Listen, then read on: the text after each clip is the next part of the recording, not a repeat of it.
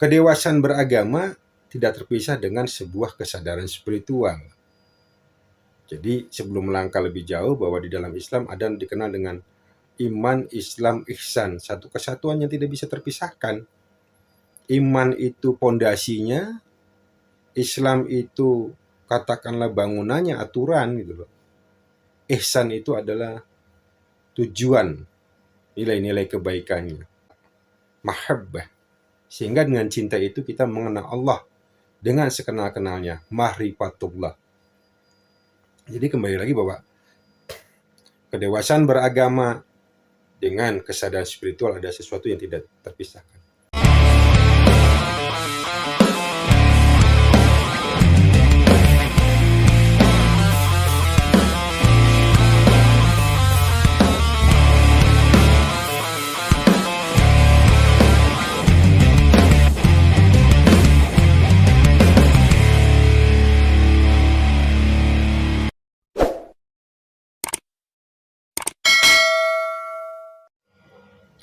Assalamualaikum warahmatullahi wabarakatuh.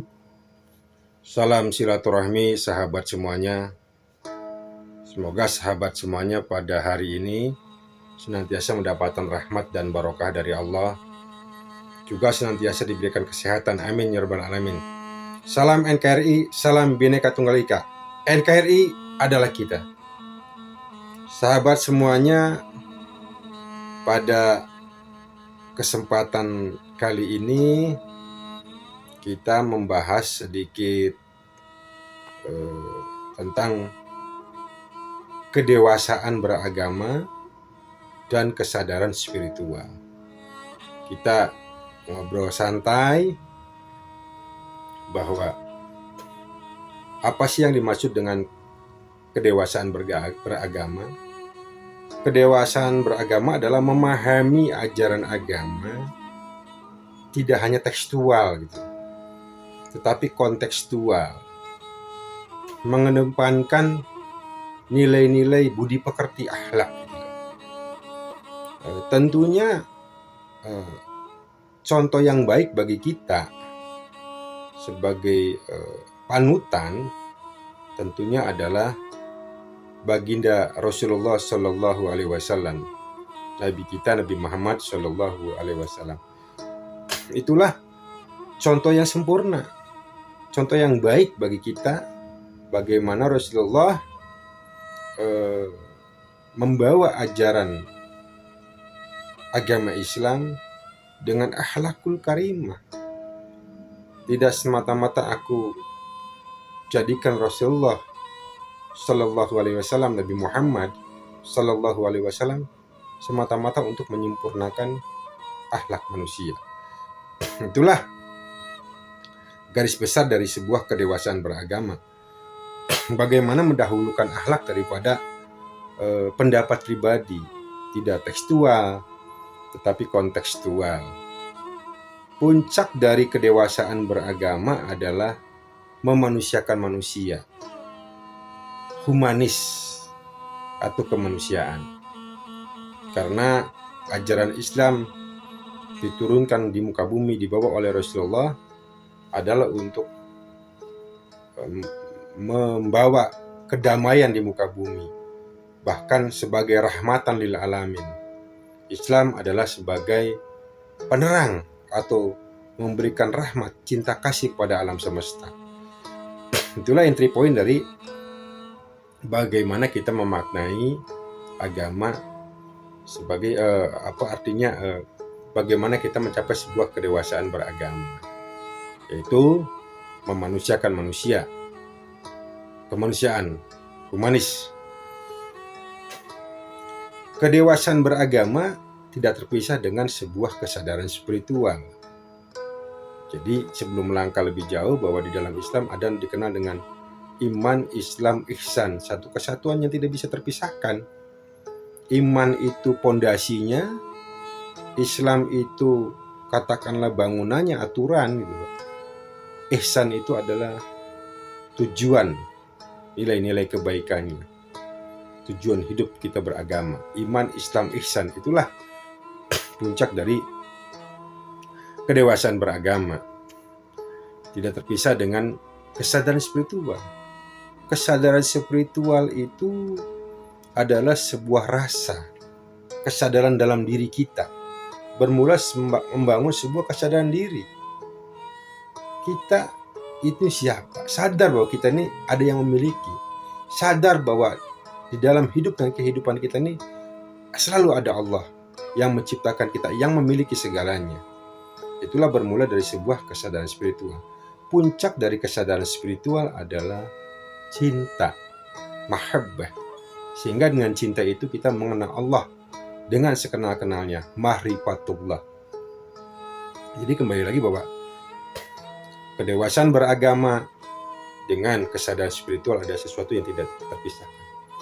Ada yang menarik, sebuah kisah perjalanan haji dua tokoh ulama besar di negeri kita. Dulu di era tahun 70-an ke bawah itu, bangsa kita menunaikan ibadah haji itu menggunakan kapal laut ya. Jadi satu kisah bahwa Buya Hamka, seorang ulama besar, ahli tafsir, pendiri sekolah Al-Azhar, juga tokoh Muhammadiyah, itu melaksanakan ibadah haji bersama rombongannya. Di sisi lain juga pada kesempatan yang sama, ulama besar Betawi, tokoh ulama Betawi, Kiai Betawi, pendiri Pondok Pesantren As-Sapi'iyah, Kiai Haji Abdullah Sapi'i juga melaksanakan ibadah haji bersama rombongannya. Kebetulan satu kapal laut ya, dulu melaksanakan ibadah haji itu bisa berbulan-bulan perjalanannya gitu loh. Nah, dua rombongan ini tentu saling mengenal ya, dua tokoh ini saling mengenal, bersahabat baik. Sewaktu-waktu pada kesempatan sholat subuh, Kiai Haji Abdullah Sapi'i didaulat sebagai imam sholat subuh itu. Jamaahnya itu adalah rombongan Kiai Haji Abdullah Sapi'i dan Buya Hamka beserta rombongannya. Pada rakaat kedua, setelah ruku, Kiai Haji Abdullah Sapi'i tidak membaca doa kunut, langsung sujud itu. Selesai sholat subuh, tentunya rombongan Kiai Haji Abdullah Sapi'i, yang memang Kiai Haji Abdullah Sapi'i ini adalah tokoh NU ya, Nahdlatul Ulama dari Jakarta, tokoh NU Betawi, tentu rombongannya terheran-heran, ingin bertanya juga takut. Kemudian ada salah satu rombongannya itu berani bertanya atau memberanikan diri. Kiai, izin bertanya, kenapa Kiai itu pada waktu menjadi imam sholat subuh tidak membaca doa kunut seperti biasanya itu? Lalu Kiai Haji Abdullah Sapi'i menjawab dengan bijak, saya menghormati makmum saya, yaitu orang Muhammadiyah, Buya Hamka dan rombongannya. Subhanallah, itu adalah satu contoh bahwa Kiai Haji Abdullah Sapi'i mendahulukan akhlak dibandingkan pendapat pribadi. Begitupun sebaliknya, pada waktu hari yang berbeda, bergantian Buya Hamka didaulat menjadi imam sholat subuh. Setelah rakaat kedua, setelah ruku, tiba-tiba Buya Hamka membaca doa kunut gitu loh. Tentunya rombongan Buya Hamka juga terheran itu. Lalu Buya Hamka juga ditanya oleh rombongannya, kenapa Buya Hamka membaca doa kunut? Karena tradisi atau kebiasaan orang Muhammadiyah, sholat subuh itu tidak membaca doa kunut. Lalu Buya Hamka menjawab, saya menghormati makmum saya, Kiai Haji Abdullah Sapi'i yang tokoh NU, seorang ulama NU beserta rombongannya. Subhanallah, itu satu gambaran bahwa itulah memiliki dua ulama besar ini memiliki sebuah kedewasaan beragama, mendahulukan akhlak daripada pendapat pribadi fikih. Karena hal tersebut yang tadi dikisahkan itu adalah hanya hilafiyah, perbedaan yang sifatnya cabang bukan yang prinsip. furu'iyah ya. Sehingga mereka tidak ada masalah gitu loh. Mereka mengedepankan akhlak dibandingkan fikih pendapat pribadi. Ini dicontoh gitu. Inilah sebuah kedewasaan kedewasaan beragama gitu loh. Tentunya dua ulama ini juga memiliki sebuah kesadaran spiritual. Balik lagi, kesadaran spiritual menumbuhkan sebuah cinta, mahabbah. Dengan cinta itu kita akan mengenal Allah dengan sekenal-kenalnya, hakul yakin itu, mahrifatullah. Kesadaran beragama adalah mengedepankan akhlak dibandingkan pendapat pribadi. Memahami agama tidak tekstual, tapi kontekstual. Sebagai contoh dan panutan kita adalah Rasulullah Shallallahu Alaihi Wasallam. Rasulullah membangun pemerintahan di Madinah, membangun pemerintahan yang madani, yang berperadaban. Bahkan Rasulullah mengeluarkan sebuah piagam Madinah di mana pasal-pasal atau klausal di piagam Madinah itu adalah mengedepankan toleransi gitu loh. Sesama umat beragama, sesama warga Madinah, apapun agamanya, latar belakangnya, sukunya, itu mempunyai hak dan persamaan yang sama. Bahkan di dalam satu pasal di piagam Madinah bahwa mayoritas itu harus melindungi minoritas. Mayoritas harus melindungi minoritas gitu. Artinya mayoritas ini Islam, tidak superior, tidak merasa mayoritas sehingga superior gitu. Adigungan itu. Tidak semena-mena gitu. Tapi justru berkewajiban untuk melindungi minoritas. Mengedepankan kemanusiaan, memanusiakan manusia, humanis. Jadi Rasulullah adalah salah satu contoh bagaimana mengajarkan Islam dengan akhlak yang baik, dengan sebuah kedewasaan, memanusiakan manusia, humanis. Dan Rasulullah juga mengajarkan sebuah kesadaran spiritual akan menumbuhkan sebuah cinta kasih.